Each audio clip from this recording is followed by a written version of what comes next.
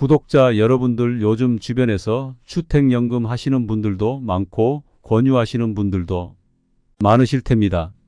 하지만 주택연금 글쎄요, 솔직히 말씀드리면 그분들이 주택연금을 실제로 경험해 보셨는지 의문이 드는 부분이 있습니다. 저희 부모님께서 은퇴하신 후에 소득이 없으셔서 주택연금에 대해 알아보러 가셨던 적이 있어요. 그때 상황이 정말 복잡하기도 했지만요.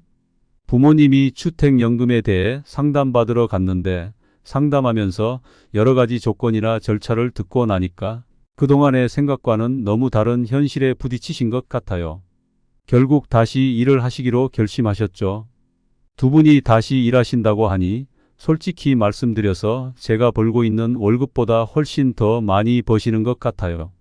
그래서 가끔은 부모님이 일을 하시는 걸 보면서 주택연금이 정말 필요한 건가 하는 생각도 들고, 또 한편으로는 부모님은 여전히 젊고 활동적이시구나 하는 생각도 하게 되더라고요. 주택연금이 노후 소득을 보충해주는 좋은 방법이 될 수 있다지만 실제로 그걸 선택하는 과정에서 느끼는 복잡한 감정이나 현실적인 문제가 생긴답니다. 오늘은 제 사례를 통해서 주택연금의 현실에 대해서 알려드릴까 합니다. 먼저 구독, 좋아요 부탁드립니다. 처음에 듣기에는 연금이라고 해서 뭔가 안정적이고 좋은 느낌이 들잖아요? 하지만 사실 그렇게 단순한 개념은 아니에요. 쉽게 말해 주택연금은 연금이 아니라 실질적으로는 주택담보대출과 비슷하다고 보시면 됩니다. 그러니까 결국 이자를 내야 한다는 얘기가 되는 거죠. 이게 무슨 뜻이냐면 주택연금을 받는다고 해서 그냥 돈이 들어오는 게 아니라 이자를 떼고 나서 차액만 받는 형식이에요. 그래서 겉으로 보기에는 연금처럼 보이지만 사실상 대출과 똑같은 구조라는 거죠. 그러니까 주택연금을 통해서 받는 돈이 결국은 내가 가진 집에 대한 대출인 셈이에요. 또 대출이다 보니까 최대 한도도 정해져 있고 이자율도 존재하죠. 최근에는 금리가 낮아졌다지만 부모님께서 알아보셨을 때 대충 2% 조금 넘는 수준이었어요. 제 주택담보대출 금리를 생각해보면 그게 1%에서 2% 사이니까 주택연금의 금리가 그렇게 낮은 편은 아니라는 사실이죠. 결국 주택연금도 대출의 일종이니까 내가 받을 수 있는 금액에 대한 한계가 있고 이자 부담이 생기는 건 피할 수 없는 현실이에요. 그래서 많은 분들이 주택연금을 고려할 때 그 이자와 대출의 개념을 잘 이해해야 할 필요가 있어요. 겉으로 보기에는 연금처럼 보이지만 실상은 다르게 작용할 수 있는 부분이니까요. 다음으로 주택연금에 대해 이야기하다 보면 정말 중요한 부분이 하나 있어요. 바로 수수료에 관한 건데요. 이게 그냥 대출, 중도상환 수수료 같은 게 아니라 정말 무조건 내야 하는 돈이 있다는 거예요. 부모님 같은 경우에는 약간 부족한 금액이 1,000만 원이었어요. 소득이 없으신 분들이 주택연금을 필요로 하시는 상황에서 1,000만 원이라는 금액이 얼마나 부담이 될 수 있는지 아시죠? 이게 분할로 낼 수 있다고 하더라도 연금을 받는 기간 동안 전체적으로 합치면 비슷한 금액을 계속 지불하게 되는 구조예요. 그러니까 처음에는 괜찮아 보일지 모르지만 결국에는 꽤 많은 돈을 내게 되는 셈이죠. 그리고 이 수수료가 더 문제인 건 만약 세상 살면서 여러 가지 일이 생겨서 어쩔 수 없이 주택연금을 해지해야 할 상황이 오면 이 수수료는 절대 돌려받지 못한다는 거예요. 예를 들어 집이 갑자기 무너지거나 정말 심각한 문제가 생겨도 그에 대한 보장은 없고 위로금 정도가 다예요. 그러니까 이런 점에서 주택연금을 고려하는 분들은 정말 신중하게 생각해야 할 부분이 많습니다. 그냥 쉽게 돈을 받는 게 아니라 여러 가지 복잡한 조건과 수수료 때문에 생각보다 부담이 커질 수 있다는 사실을 꼭 염두에 두셔야 해요. 이런 점들을 잘 알고 넘어가야 나중에 후회하는 일이 없을 것 같습니다. 세제 혜택에 대해 이야기해보면 솔직히 말해 이게 그렇게 실질적으로 도움이 되냐는 의문이 들어요. 여러 곳에서 세금 감면이 된다고 하면서 이것저것 조금씩 언급하긴 하지만 결국에는 재산세를 내야 하고 건강보험료도 내야 한다는 사실이죠. 그러니까 처음에는 뭔가 혜택이 있는 것처럼 보이지만 막상 현실에 부딪히면 그게 그렇게 큰 이점이 아닌 경우가 많아요. 예를 들어 소득이 없는 상황에서 재산세 같은 약간의 금액도 부담이 될 수밖에 없어요. 그리고 건강보험료도 점점 부담으로 다가오고 그러다 보면 결국에는 자신이 그 모든 비용을 다 감당해야 하는 상황이 생기게 되죠. 그래서 세제 혜택이란 게 실제로는 그리 큰 도움이 안 되는 경우가 많다는 생각이 들어요. 많은 분들이 주택연금 같은 걸 고려할 때 세제 혜택이 좋다고 해서 쉽게 결정하는 경우가 많지만 그런 혜택이 현실적으로 어떤 의미를 가지는지 잘 따져봐야 해요. 결국에는 소득이 없는 상태에서 이런 세금들을 다 내야 하는 상황이니까 실질적으로는 오히려 더 힘든 상황이 될 수도 있죠. 그러니까 세제 혜택이란 게 말처럼 간단하게 좋기만 한 것은 아니라는 점을 꼭 기억해야 할 것 같아요. 집값이 떨어져도 연금액이 무조건 보장된다는 이야기를 들으면 많은 분들이 그게 진짜냐고 의아해할 거예요. 하지만 사실 그건 전혀 그렇지 않아요. 정말 아이러니하게도 정부가 집값을 하락시키겠다는 정책을 추진하고 있다고 하는데 실제로 주택연금에 대한 조건을 살펴보면 집값이 대출 금액보다 떨어지게 되면 연금액이 조정된다는 사실을 알게 돼요. 주택연금은 연금이 아니라 대출이라는 점도 잊지 말아야 하고요. 이런 구조를 보면 뭔가 모순된 것처럼 느껴지죠. 정부는 집값이 떨어지지 않게 하겠다고 하면서 정작 주택연금은 집값이 하락할 경우 연금액을 조정할 수 있도록 꼼꼼하게 만들어 놓은 거니까요. 이렇게 되면 주택연금을 통해서 안정적으로 돈을 받겠다는 기대가 무너질 수 있는 가능성이 커지는 거예요.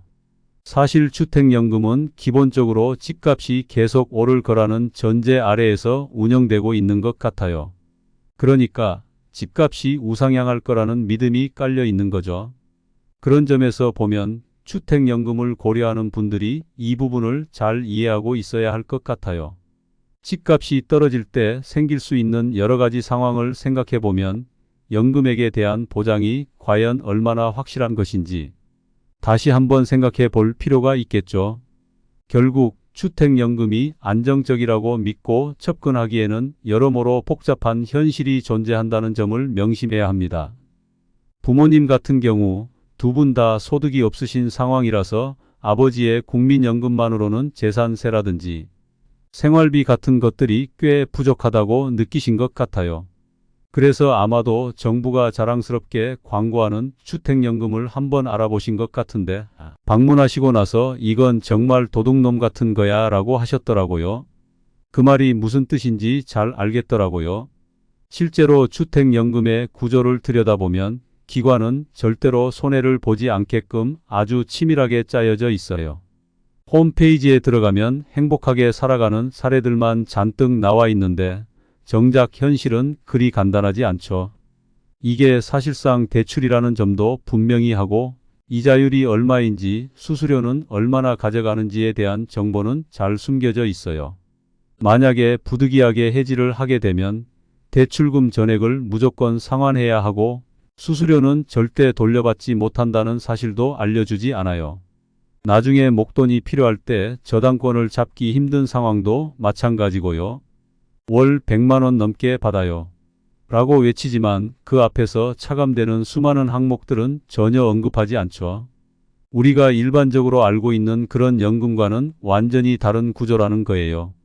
그러니까 부모님처럼 소득이 없는 분들이 주택연금을 고려할 때는 이런 숨겨진 부분들을 잘 알고 접근해야 할 필요가 있어요. 결국 화려한 광고 뒤에 숨겨진 진짜 모습이 어떤 것인지 이해하는 게 중요하다는 생각이 드네요. 부동산 관련 글에서 자주 등장하는 주택연금 있잖아요? 라는 말을 한번 생각해 보면 참 여러 가지가 떠오르더라고요. 예를 들어 소득이 없는 상황에서 주택 하나는 가지고 있다고 가정해 볼게요. 그런데 이 집이 공시지가에 맞춰 재산세가 올라가고 그러면서 자연스럽게 건강보험료도 덩달아 쭉쭉 상승하게 되죠. 생활비도 빠듯한데 이런 상황에서 주택연금, 즉 대출을 가입하게 되는 경우가 많아요. 그러면 수수료로 1~0만 원 정도를 내고 그 돈을 받아서 생활을 좀 나아지게 하려는 거죠. 하지만 문제가 생기는 건 이자는 이자대로 나가고 재산세는 조금 할인받는다고 해도 결국 그대로이고 건강보험료도 여전히 부담이 되는 상황이에요. 게다가 이사를 가고 싶어도 갈 수가 없고 한번 가입하면 집을 매도하는 것도 쉽지 않다는 사실이죠. 일시불로 대출을 상환해야 하니까요. 그래서 실제로 큰돈인 수수료를 포기하고 주택연금을 해지하는 분들이 꽤 많아요. 만약 이게 정말 그렇게 좋은 제도라면 왜 사람들이 해지할까요? 주택금융공사 직원들의 부모님들조차 주택연금 가입률이 얼마나 좋을지 궁금해지는 부분이에요. 결국 주택연금은 단순한 개념이 아니라 실질적으로 보면 대출이라는 사실을 잊지 말아야 해요. 쉽게 이야기하지 않았으면 좋겠네요. 이게 단순한 혜택 같은 걸로 보이지만 실상은 여러 복잡한 요소가 얽혀 있는 시스템이라는 점을 잘 이해하고 접근해야 할 것 같아요. 돈을 받는다고 해서 무작정 좋아하면 안 되는 이유가 있어요. 예를 들어 만약에 사후에 주택연금을 받고 계신 분이 돌아가시면 그 집은 6개월 내에 매도해야 하는 규칙이 있거든요. 만약 매도하지 않으면 경매로 넘어가게 되는데 그게 정말 골치 아픈 상황이죠. 실제로 매년 약 30만 명의 어르신들이 돌아가시는데 그중 적어도 5만 채는 매물이 나올 거라고 생각해요. 이렇게 되면 시장에 매물이 쏟아지게 되고 매수세가 없을 경우 가격은 폭락할 수밖에 없죠. 이게 바로 자본의 논리라고 할 수 있어요. 그러니까 단순히 돈을 받는 것만 보고 좋아할 게 아니라 그 뒤에 숨겨진 여러 가지 조건과 상황도 잘 따져봐야 해요. 이런 상황을 보면 20대가 부동산에 발을 들릴 공간이 있을지 고민하게 되죠. 가격이 폭등하는 상황에서 젊은 세대들이 집을 사는 건 정말 어려운 일이니까요. 그런 점에서 주택연금 같은 제도가 과연 젊은 세대에게 어떤 의미가 있을지 생각해 보게 돼요. 결국 단순히 돈이 들어오는 것만으로 모든 게 해결되는 건 아니라는 사실을 잊지 말아야 할 것 같아요.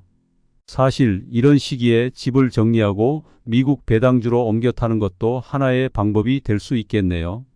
요즘 경제 상황이 정말 변동성이 크잖아요. 그래서 앞으로 어떻게 해야 할지 감을 잡기가 쉽지 않아요. 집을 정리하면서 자산을 어떻게 분배할지가 중요한데 부동산은 언제든지 사고 팔 수 있지만 그 과정에서 들어가는 시간과 노력이 만만치 않아서 고민이 많을 것 같아요. 미국 배당주로 옮겨간다면 안정적인 수익을 기대할 수 있으니까 이점이 크긴 하죠. 어떤 분들은 부동산 시장이 하향세면 주택연금이 이득이라는 분도 계시더군요. 주택연금이 하락장에서 이득을 본다고요? 이게 무슨 말씀인지 궁금합니다. 단순하게 생각해보면 주택연금을 가입하면 평생 그 집에서 살아야 한다는 점을 잊지 말아야 합니다. 예를 들어 2022년에 10억 원짜리 아파트가 있다고 가정해 보겠습니다. 이 아파트로 주택연금을 신청해서 매달 돈을 받는 상황과 2030년에 같은 10억 원짜리 아파트로 다시 주택연금을 신청해서 돈을 받는 상황이 과연 같은 것이라고 생각하시는 건가요? 사실 시장 상황이 변하면 집값도 따라 변할 수밖에 없고 그에 따라 주택연금의 가치 역시 달라질 수 있습니다. 하락장이면 집값이 떨어질 테고 그러면 주택연금으로 받는 금액도 그만큼 줄어들 수밖에 없습니다. 따라서 단순히 주택연금을 받는다고 해서 무조건 이득이라고 보기는 어려울 것 같습니다. 또한 주택연금에 가입하면 이사도 힘들고 선택의 폭이 제한되기 때문에 결국 그 집에 얽매이게 되는 경우가 많습니다. 이런 점들을 고려했을 때 주택연금이 정말 좋은 선택인지 다시 한번 생각해 보셔야 할 것 같습니다. 결론적으로 단순히 돈을 받는 것만으로 모든 문제가 해결된다고 보기는 어렵습니다. 여러 가지 변수들이 얽혀 있으니까요. 올해 기준으로 10억 원짜리 아파트라면 서울에 있는 구축 아파트나 수도권의 신축 아파트를 생각할 수 있겠죠. 그런데 2030년이 되면 10억 원에 해당하는 아파트는 서울의 상급지 신축 아파트가 될 가능성이 커요. 그러면 남은 인생을 평생 구축 아파트에서 살아야 한다는 건가요? 좀 단순하게 생각해 보면 이게 정말 좋은 선택인지 의문이 생기네요. 혹시 주택연금을 신청하고 전입은 안 하고 월세를 내놓고 지방에서 살겠다고 생각하고 계신가요? 그런데 그게 현실적으로 가능할까요? 10년, 20년이 지나면 국민연금이 적자로 돌아서고 결국 고갈될 가능성도 크잖아요. 일하는 인구도 줄고 출생아 수도 감소하고 있으니 장기적으로 대한민국에서 어떻게 돈을 벌고 연금을 받을 수 있을지 걱정이 됩니다. 그리고 주택연금의 지급 기준이 강화된다면 편법으로 연금을 타는 사람들도 다 잡혀 들어갈 거예요. 또 어차피 10억 원의 현금도 없고 현재 아파트가 전 재산인데 2030년까지 기다렸다가 서울 상급지 아파트에 못 들어간다고? 이렇게 생각하시는 분들도 있을 것 같은데요. 지금 이 집을 팔면 당장 살 집이 없다는 이유로 주택연금에 들어야 한다고 하시는 건가요? 이게 과연 합리적인 선택인지 다시 한번 고민해 봐야 할 것 같습니다. 오늘은 주택연금의 실상과 현실에 대해서 알려드렸는데요. 궁금하신 점이 있다면 댓글로 남겨주시기 바랍니다. 최대한 아는 선에서 답변 드리겠습니다. 그럼 오늘 하루도 파이팅 하시고 행복한 하루 보내시길 바랍니다.